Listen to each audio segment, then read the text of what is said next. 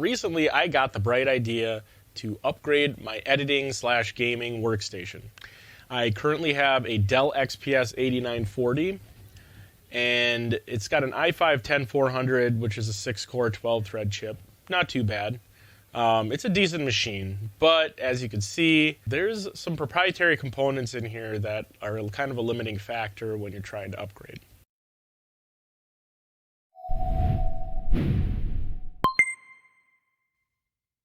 So I decided to put my current rig and 2 new desktops head to head and see which one interests me the most. The contenders are Dell XPS 8940 with the i5-10400, 512 gig NVMe, and 16 gigs of DDR4 3200. Asus ROG G10DK Walmart Special has a Ryzen 7 5700G, 256 gig NVMe, and 16 gigs of DDR4 3200, but actually runs at DDR4 3200 speeds. It's not limited like the i5-10400 is. Alder Lake i5 12600K, 6 performance cores, 4 efficient cores, hyper-threaded, so 16 threads. It's a monster. Same 16 gig kit of DDR4 3200. That's also got a 3080 Ti Founders Edition in it. If you want to see that build, I will have a video linked up here, and you can check that out. I had an EVGA RTX 3060 in the i5-10400 build, the XPS build. But you could see that that was kind of the max it could handle because of that 360 watt power supply and the size limitations of the case. My initial thought was that the pre-built Asus is going to be a way better value, just in this comparison. Is building my own the best value?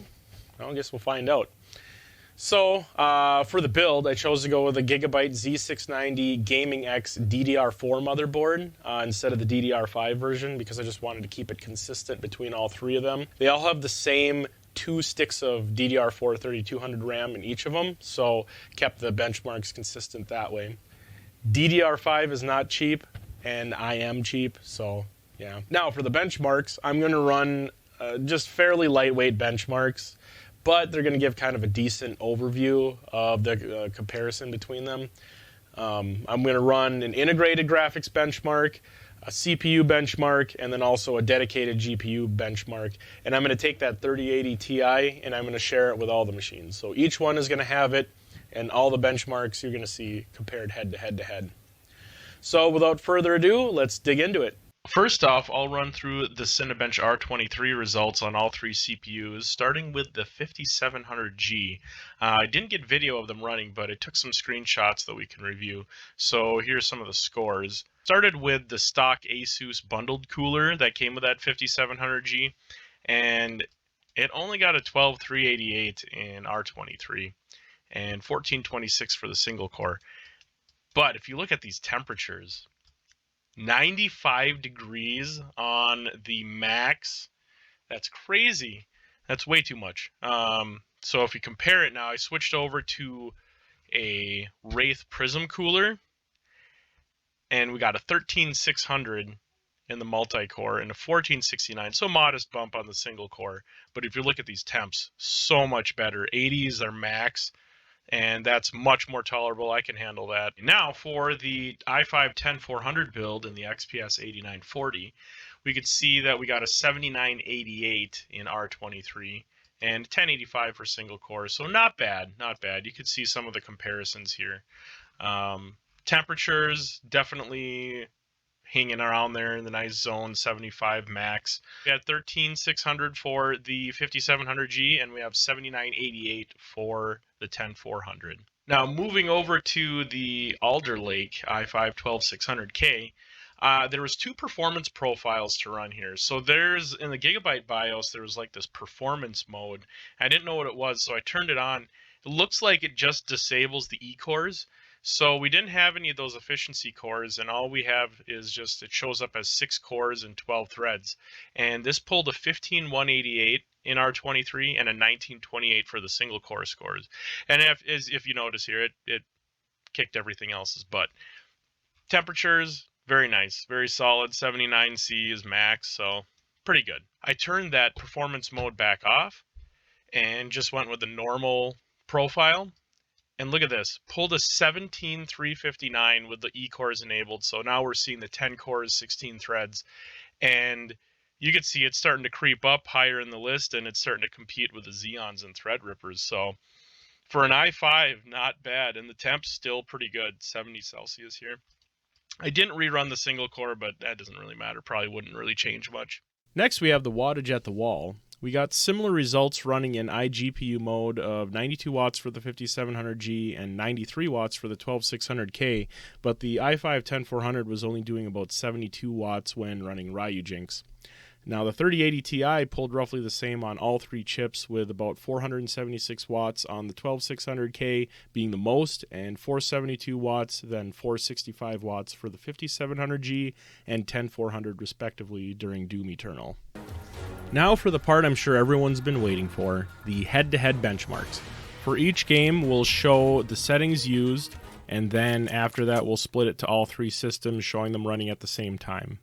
We'll do the integrated graphics comparison first. We have 6 games and 1 high-end emulation test with Ryujinx, which is a Nintendo Switch emulator. And we'll run these for about 20 to 30 seconds and then switch to the next game. First up is Counter-Strike Global Offensive, or more commonly known as CSGO.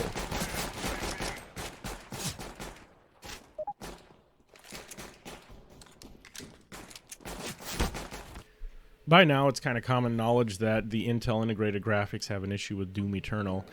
So I could show you a little sample of the 12600K trying to load up Doom Eternal. You can get up to the menu, like almost to it, but it just gets stuck on teleporting. So I wasn't able to grab the settings, so I took these screenshots after the fact, but these are what settings I was using for Doom Eternal on the 5700G. And I can see the results.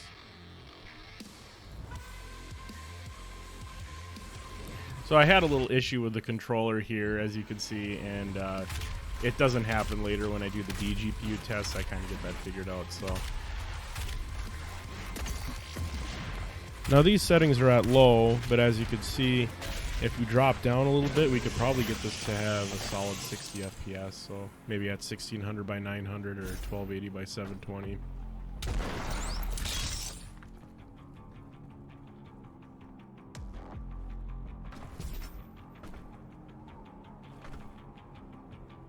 Okay, moving on to Forza Horizon 4. Now, I recorded this in November of 2021, so I didn't quite have Forza 5 or Horizon 5 ready yet. My benchmarks going forward, I will. But right now, I'm going to show all three here. We got the 10400 in the top right, and the 12600 in the bottom, and the 5700G in the top left. Now, I'm going to let this whole benchmark run go through, but I'll speed it up in the middle.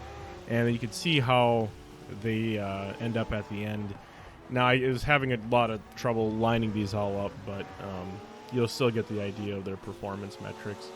12600K, I was able to get the overlay working on, the Windows Game Bar one, the Xbox Game Bar one, but the other two, I could only get the built-in FPS counter to work, so you'll kind of have to strain your eyes to see that a little bit, and I'll try to enlarge that a little bit here for you too.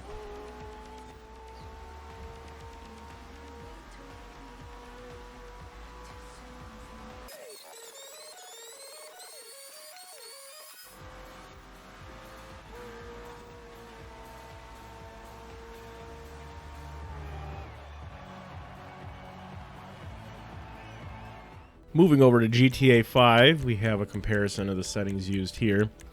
Nothing too much to say about it, but this was probably going to be the cleanest head-to-head here that you can get an idea. See that 10400 is really struggling. The 12600K, not too bad. Definitely a huge improvement in 2 generations on its integrated graphics. That AMD still pulling the lead with the Vega 8 graphics on that 5700G. It's quite impressive.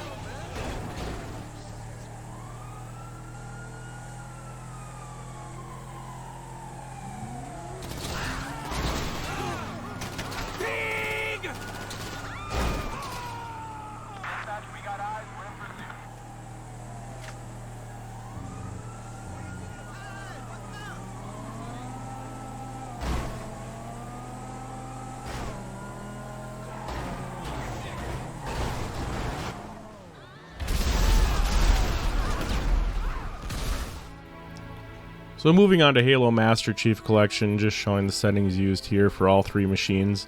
Gonna run through, starting with Halo Reach, just down the list of the games that are in the Master Chief Collection.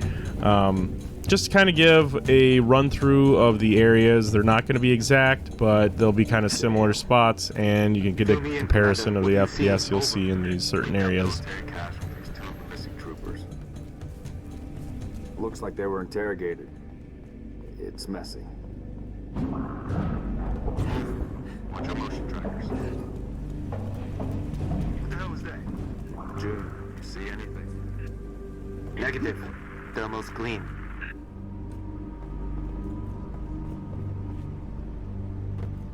Boss, I see movement outside your structure. Noble 2, move up to the west. We're about to be flanked. Contact! There's nothing we can do.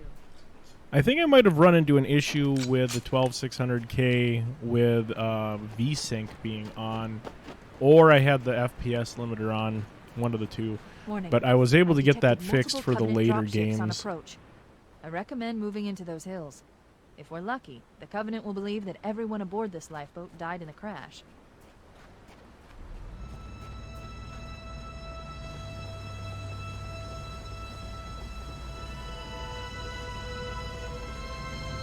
Alert! Covenant dropship inbound. They must be looking for survivors.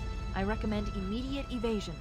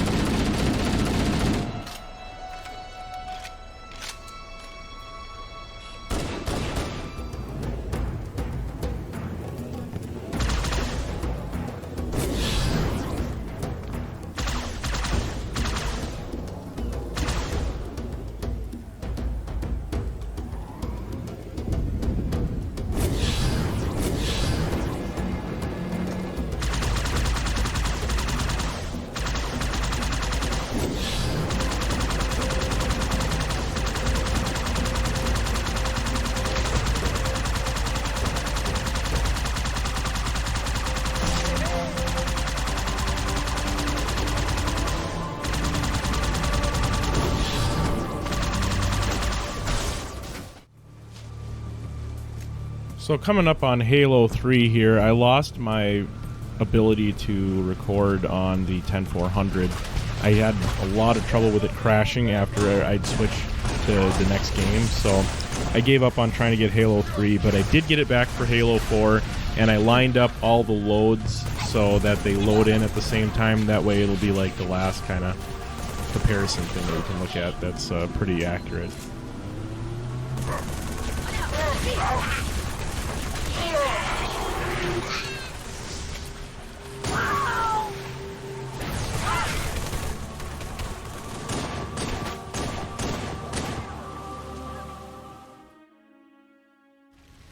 Doesn't look like the Covenant fared much better than we did.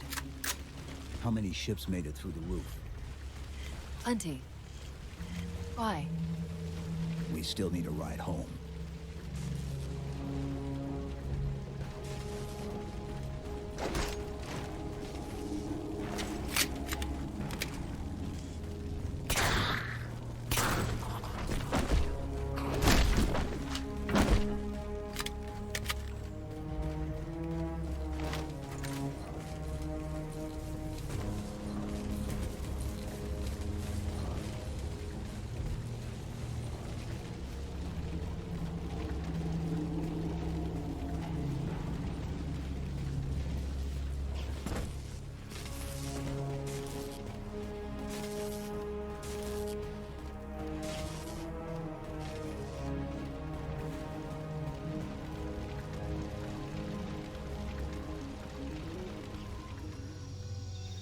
And for the final integrated graphics benchmark, we have Shadow of the Tomb Raider. Now this is a pretty intense game, and did have some issues with the 12600K with some weird stuff going on Lara's shirt there. some graphical issues. Not sure what it is, so I tried a different capture method and ended up using an Elgato Camlink 4K to try and capture it. So it should be pretty accurate, but the 5700G has a slight lead, but this game definitely needs dedicated graphics.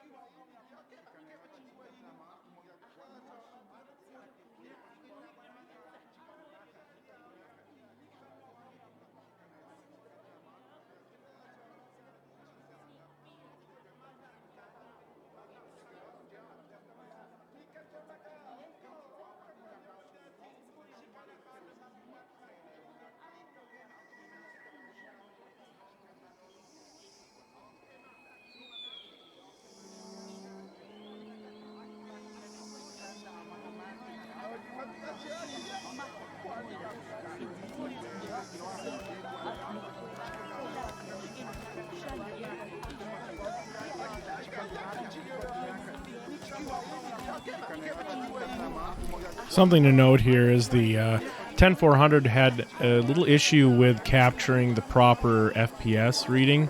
If you look up in the little black box in the top left, that has the actual FPS from the game. So I would use those in all three to compare them and get your judgment from that. But I also had a little issue with it just being so far behind that I had to give a little boost to speed it up on the video here to catch up to the rest so we could see the benchmark results at the end.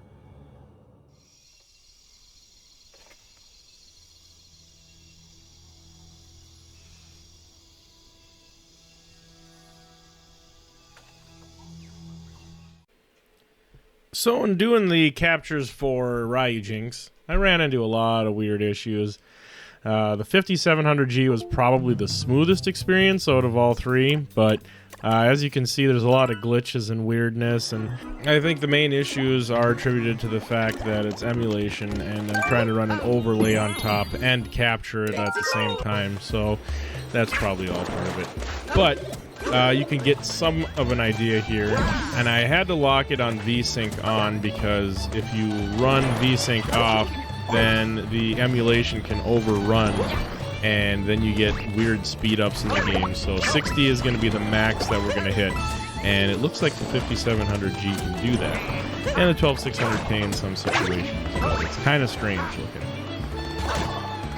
And on another note about the weird emulation issues, on the 10400, I couldn't even get it to run in full screen, so I had to do it in windowed mode, and then on the 12600K, I accidentally picked a different level, and I tried to exit out of it because it looked weird and blurry, and then I was going to go into the other level that I was doing on the other two, but then the game froze on me, and yeah, I just gave up. So I would take these results with a grain of salt.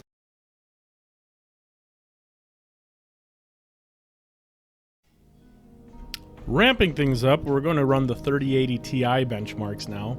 Same games in the same order and layout, but instead we're going to max out the settings on each game and see how each CPU performs. All these tests will be at 4K, and we won't be doing any 1080p or 1440p tests in these runs.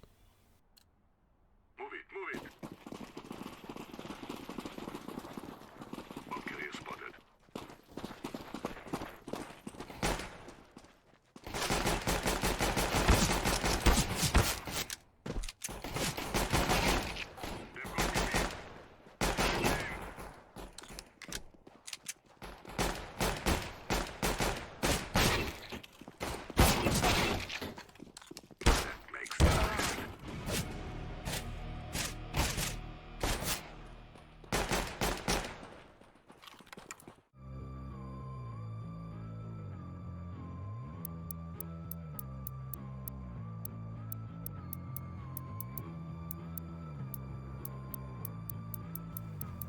moving over to Doom Eternal, I noticed some weird issues with the 12600K not getting the most out of the GPU.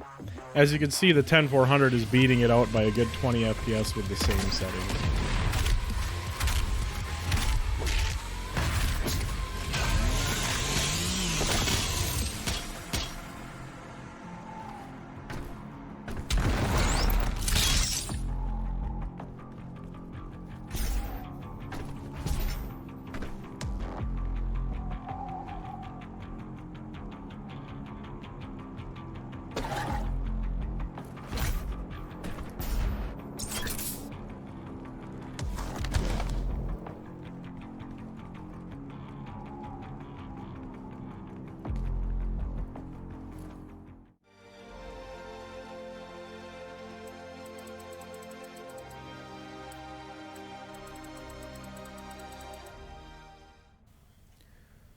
Back to Forza here, I seem to have lost my ability to get the overlays working at all, so I have the expanded FPS and GPU utilizations up in the top rights of each window, so you can take a look at those. It's interesting to note that it seems like the 5700G is just running away with 3080 Ti over 100 FPS, but the 10400 and 12600K are nearly neck and neck. It's very interesting.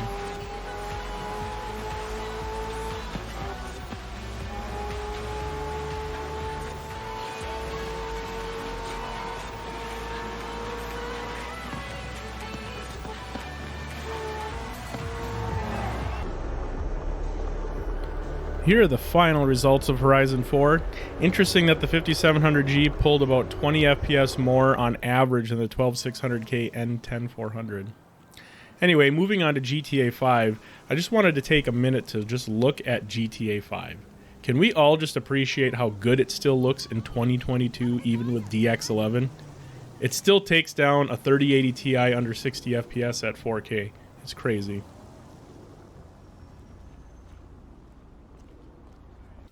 Anyway, here are the settings for the benchmark. We'll fast forward through here too until the final section.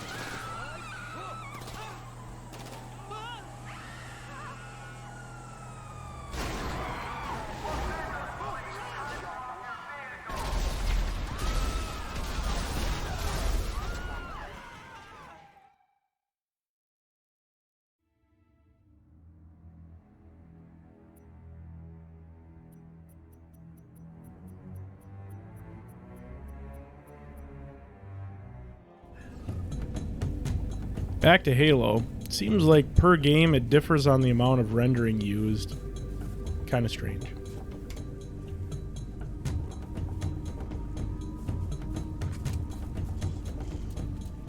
Damn. Fill me in, Commander. What are you seeing? Over. We've got military casualties, 2 of the missing troopers. Watch your motion trackers. What the hell is that? The others. The impact. There's nothing we can do.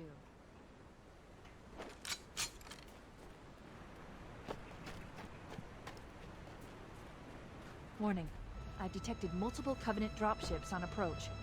I recommend moving into those hills. If we're lucky, the Covenant will believe that everyone aboard this lifeboat died in the crash. Alert! Covenant dropship inbound. They must be looking for survivors. I recommend immediate evasion.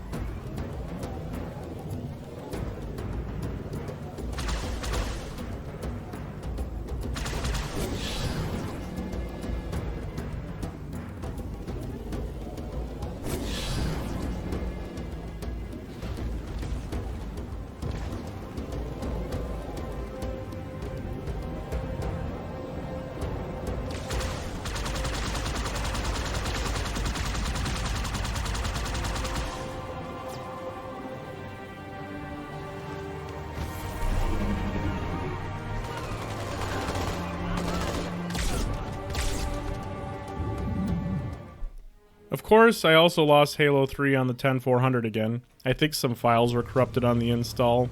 But no matter, we have Halo 4 as the most recent game out of the collection, and this gives us our final comparison.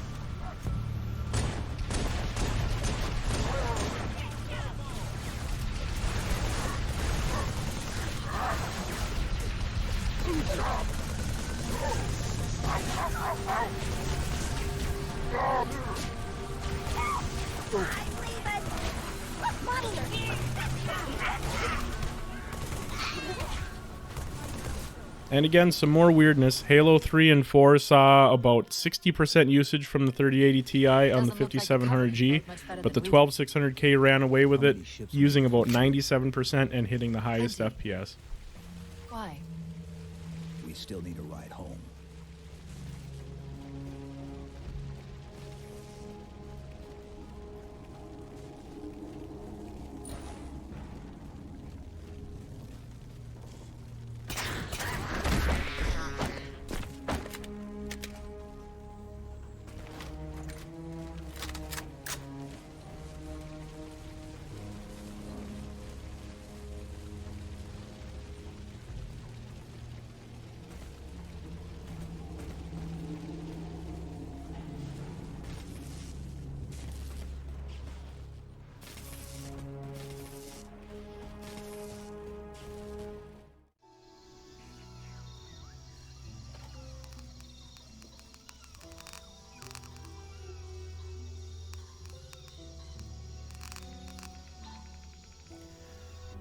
Back in Shadow, we see the 12600K hit 99% utilization on the 3080 Ti, just the same as the 5700G did, but it's getting nearly half the FPS. The 10400, being the oldest chip here, was matching the 5700G and even pulling out the overall average lead by 1 in the end.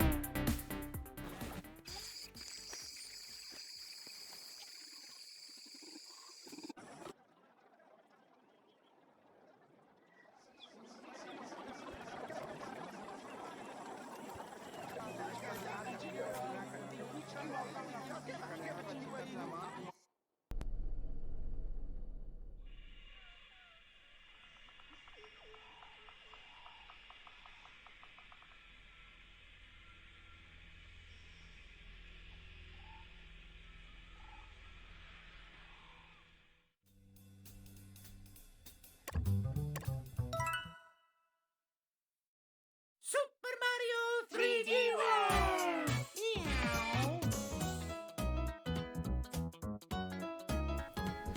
And finally for Ryujinx, I ran into some more emulation and overlay issues. The 12600K didn't want to behave, so I enhanced the status bar for Ryujinx on the bottom. 3x resolution for all CPUs, and just to say it, the 3080 Ti is way overkill here and had no problem hitting 60 FPS on each machine, no matter what configuration.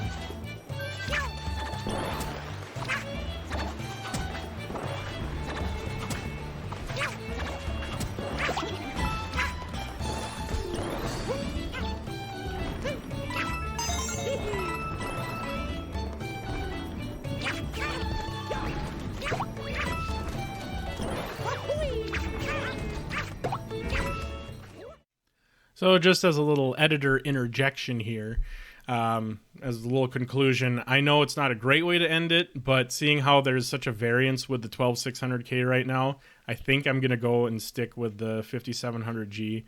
That Ryzen 5000 series is pretty solid, and it's kind of at the end of its life cycle, so they have most of the bugs worked out of it.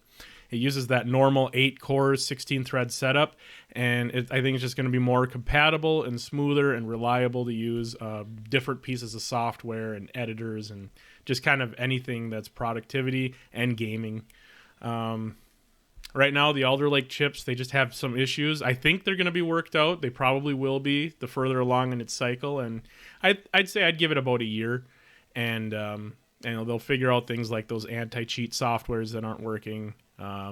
They even have some patches for that out now, I think. But I just think those issues aren't going to be there with the older style chips. So I'm going to run with the 5700G and go with that for now.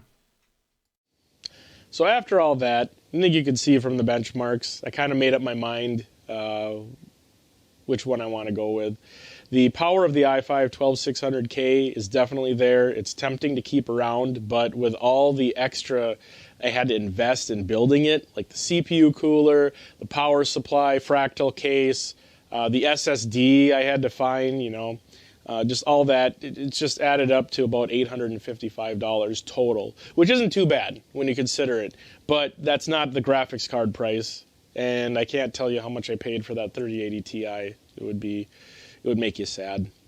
In comparison, the Asus build, I got that for $460, and it was supposed to have a 3060 in it, but the seller I bought it from was on eBay, and I didn't get one in stores, so it was supposed to have that 3060 and be $999 from Walmart, but I couldn't get one, I couldn't get my hands on one in the store, so. But I wanted to get that machine because it was intriguing, and even at that price, with the 16 gigs of RAM, the 256 gig NVMe, a 500 watt gold-rated power supply, I believe. You can't pass that up. And it's got some nice touches of RGB, which really doesn't matter, but it is kind of nice to have. I haven't had an AMD rig since the K6-2 400 megahertz era, so it'll be interesting to go back to that. I've been kind of an Intel guy for a while, but I'll give it a shot. And then as for the Alder Lake build, it's probably going to get torn down and resold on eBay or Marketplace, so... the white case, though, I don't know. Might have to keep that around, and maybe I'll swap parts into it or something. Anyway, if you like this video, don't forget to like and subscribe. Let me know your thoughts in the comments on my decision on this, and if you agree or not. Or if you just want to see me run some other benchmarks on the 5700G. I won't have the 12600K or the 10400 shortly, so I won't be able to run any additional benchmarks on those, but definitely give me your thoughts in the comments. Thanks for watching, and God bless.